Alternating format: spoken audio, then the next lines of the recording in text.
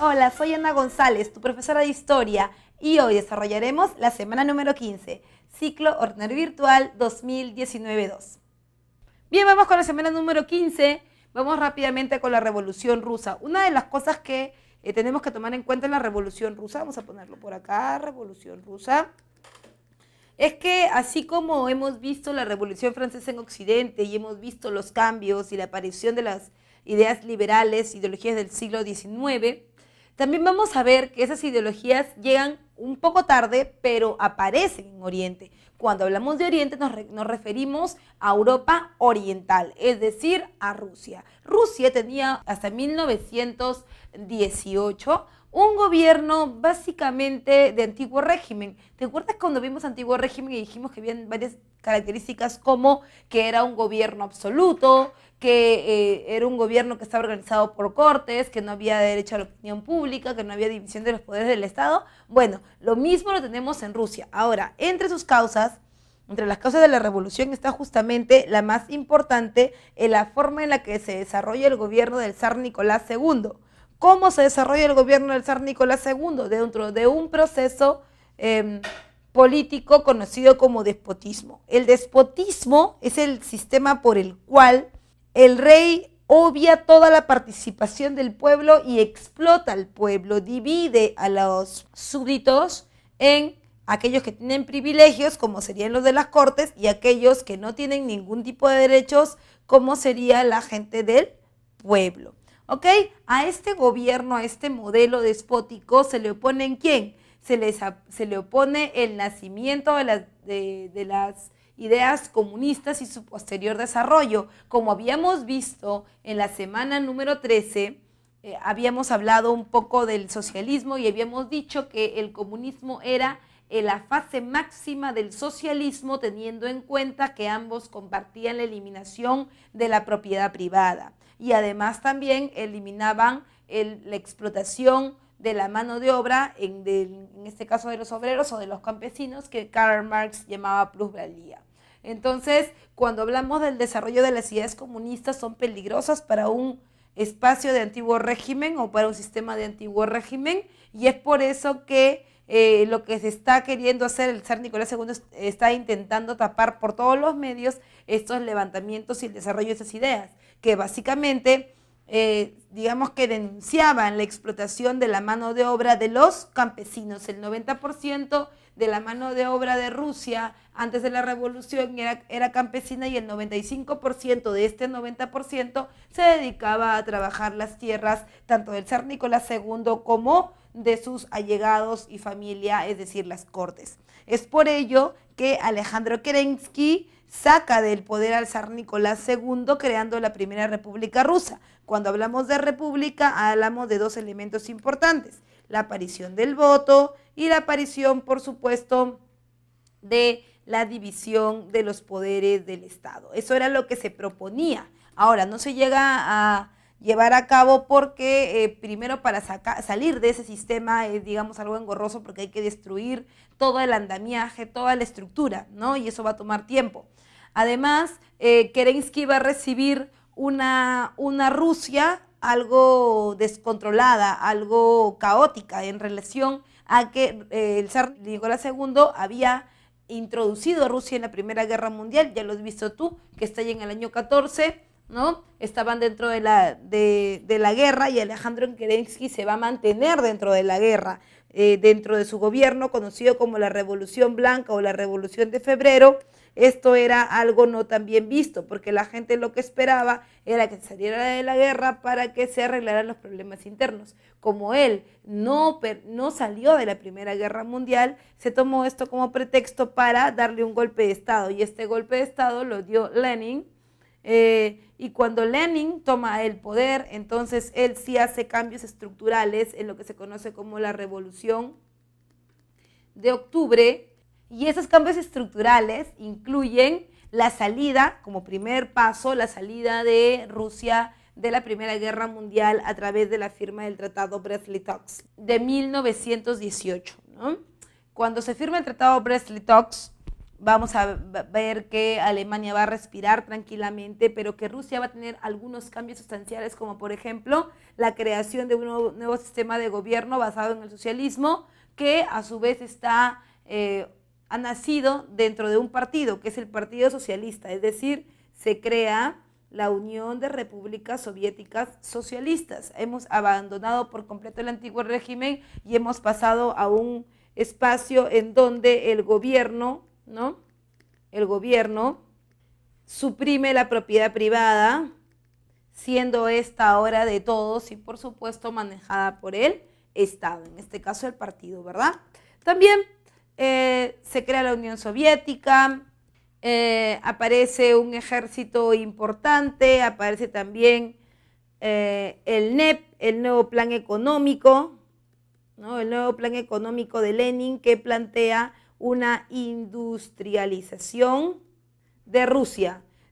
Sí es cierto que Rusia en algún momento ya había desarrollado industria, pero no lo había desarrollado de la manera más contemporánea. Debes recordar también que cuando vimos la semana número 13, que es la semana de la Primera Guerra Mundial, entre la ideología del siglo XIX y la Primera Guerra Mundial, al medio hay algo que se llama Segunda Revolución Industrial. La Segunda Revolución Industrial le enseña a Europa Occidental que la industria no debe ser solamente de comestibles o no debe ser solamente de productos que se puedan usar, sino básicamente, y para que te conviertas en una potencia que luego te pueda llevar al dominio del mundo, deberías tener una industria ¿de qué tipo?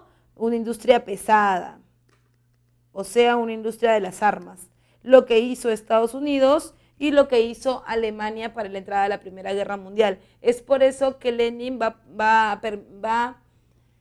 a promover ese tipo de industria y además también la eliminación de la propiedad privada, pero como último requisito, porque para el poder llegar a ser industria necesitamos capital y el capital siempre debe ser privado. Una vez que ya logremos tener la industria, en ese momento es cuando vamos a hacer el cambio hacia la propiedad colectiva. Muy bien. Y tú me podrías decir, profesora, en realidad Lenin hace muy buenos cambios, es en este gobierno en donde se van a ver las rupturas estructurales del gobierno de antiguo régimen.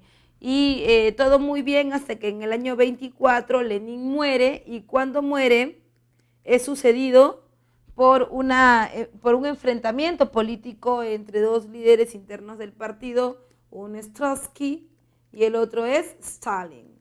¿Quién gana, profe? Stalin. Y Stalin va a llevarnos a la última parte del desarrollo de la transformación de Rusia, porque él va a ser el que soporte la Segunda Guerra Mundial y además es el que desarrolla los famosos planes quinquenales.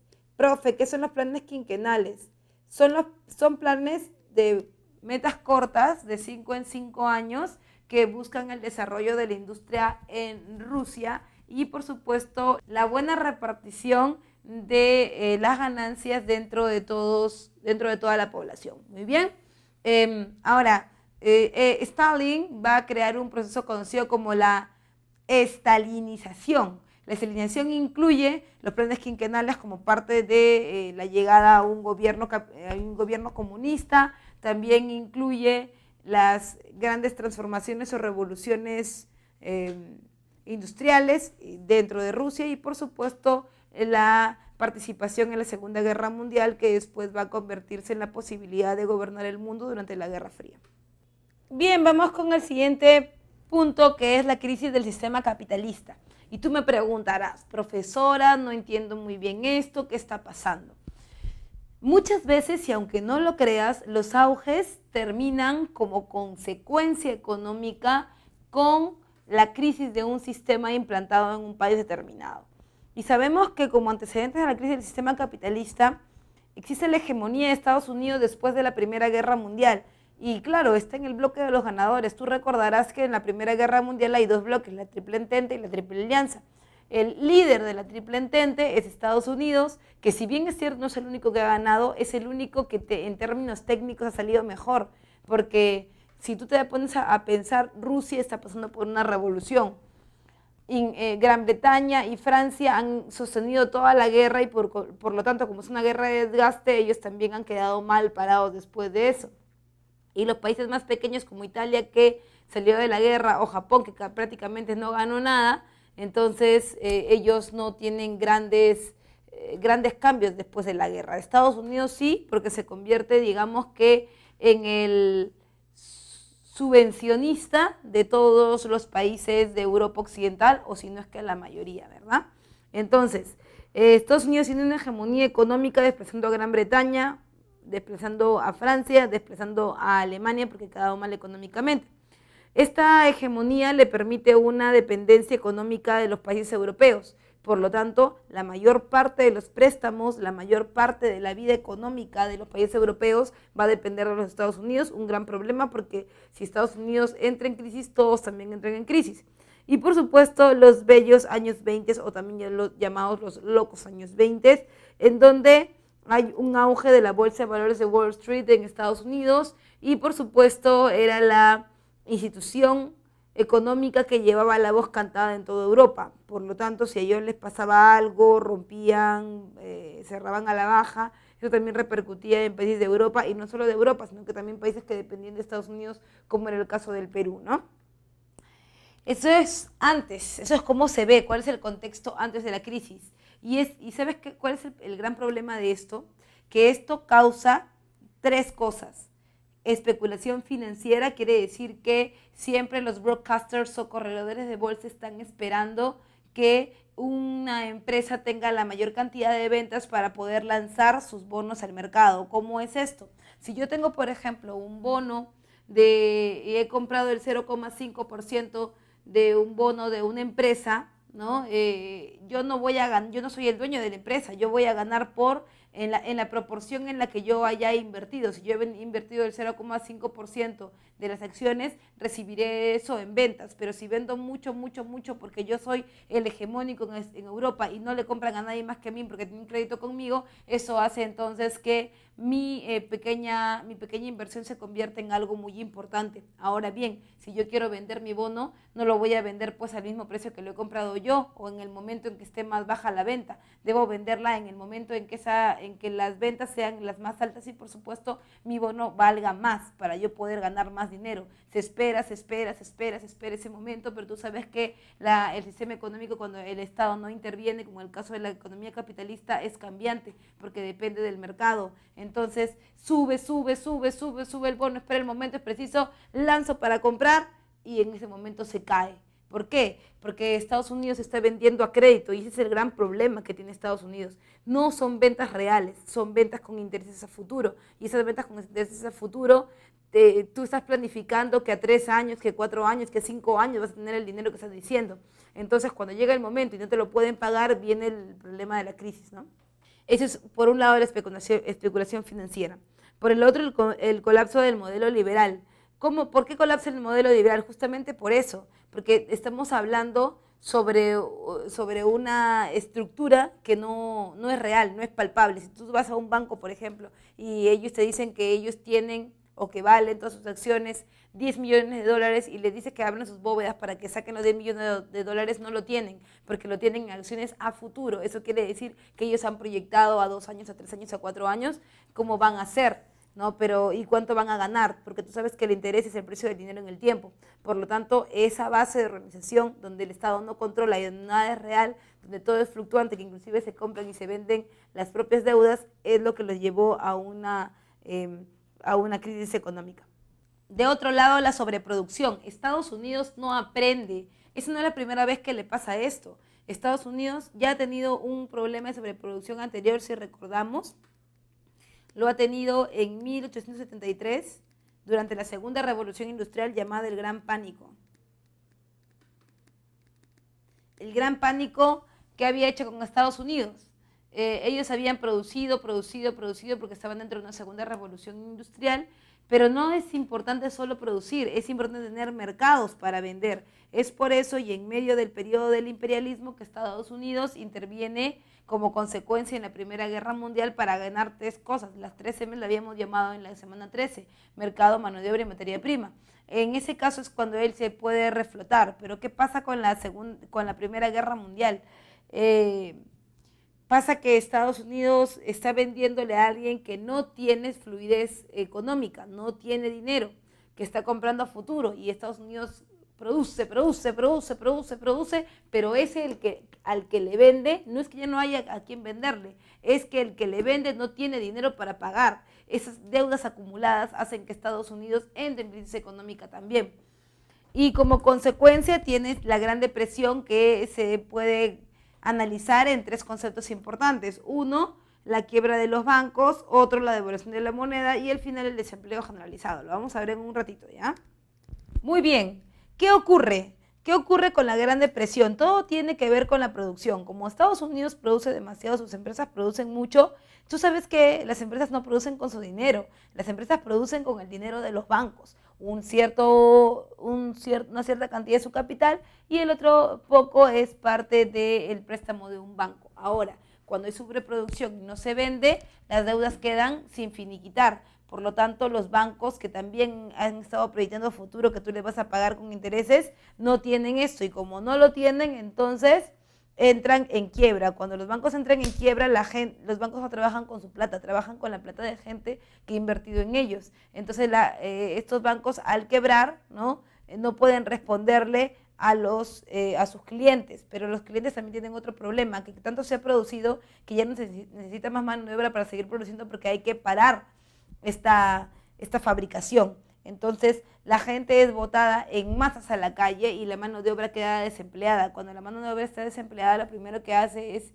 echar mano de sus ahorros, pero si tú vas al banco no vas a tener dinero, porque las grandes empresas que te habían despedido a ti no han cancelado en el banco y por lo tanto se han declarado en quiebra. Estás en la calle, sin trabajo, sin plata en el banco, se ha devaluado tu moneda porque también la producción ha parado. Recuerda que en un estado, en un gobierno con una economía de tipo liberal, lo que respalda la moneda feble o la moneda que tenemos ahora, la que no es de plata ni de oro, lo que lo respalda es la industria, la productividad, pero cuando se para esta hay una devaluación de la moneda y desempleo generalizado.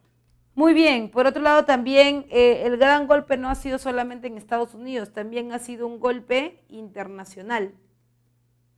¿A quién le choca principalmente? A aquellos países que están dependiendo económicamente de Estados Unidos, y el que más depende económicamente de ellos somos nosotros, porque acabamos de pasar un periodo, lo vimos en la semana número 14, llamado República Aristocrática. Y la República Aristocrática saca al capital inglés y pone el capital norteamericano después de en los años que circundan a la Primera Guerra Mundial. Entonces Estados Unidos lo que tiene que hacer en una suerte de reactivar la economía es aplicar las teorías keynesianas. Si Johannes Keynes dice que la única forma de que Estados Unidos pueda reactivarse económicamente es que el Estado intervenga, en dos cosas: en poner más puestos de trabajo y por supuesto en dar leyes que repatrien o devuelvan las inversiones de Estados Unidos en el extranjero. Que eso quiere decir que mientras que ellos están en crisis económica, Estados Unidos saca todos sus capitales del extranjero, los lleva a Estados Unidos, reflota en la economía, pero eso nos da un problema a nosotros, pues nosotros vivíamos básicamente de su capital. Es por eso que el Perú va a entrar en crisis económica y va a ser muy fácil el golpe de Estado de Luis Miguel Sánchez Cerro al gobierno también de Leguía. Muy bien, entonces se implantan medidas keynesianas, o también llamadas heterodoxas, que son todo lo contrario al sistema clásico de Adam Smith, ¿no? El sistema ortodoxo. Y aquí lo que se plantea es que el Estado intervenga directamente, ¿no? Que intervenga el Estado directamente, que se aumente el gasto público dando más puestos de trabajo. ¿Por qué? Porque si yo le doy puesto de trabajo a un obrero, ese obrero, ¿qué va a hacer? Va a tener plata a fin de mes para comprar. Cuando compre, va a comprar los productos de primera necesidad, y la primera plataforma de la actividad económica se va a solucionar. Porque en tu curso de economía, tu profesor te habrá dicho que lo primero que tienen que hacer los seres humanos cuando tienen liquidez es, ¿qué cosa? Buscar satisfacer sus necesidades primarias, como el alimento, que es lo primero que tienen que hacer. Entonces se va a reactivar sin lugar a dudas la industria de los alimentos de primera necesidad, y luego con ese dinero obviamente me va a sobrar dinero, voy a poder ahorrar o voy a poder comprar otras cosas y se van a reactivar todos los niveles hasta llegar al nivel de lujo. Esa es la propuesta de la teoría keynesiana. Una vez que eso se haya rearticulado solo, recién vamos a poder regresar nuevamente al ex sistema clásico, ¿verdad? Entonces, hay un Estado que interviene, se aumenta el gasto público con mayores contrataciones del Estado y se crea el sistema de seguridad social, en donde el Estado dará trabajos a los profesionales de la clase media, médicos, abogados, ¿no? Que trabajen en favor del Estado. No es que estamos yendo a un sistema comunista, simplemente es un manotazo de abogado, es una forma de arreglar el sistema que se había roto, ¿no? Muy bien, esa es la crisis del sistema capitalista. Nos vamos ahora con los fascismos o totalitarismos europeos.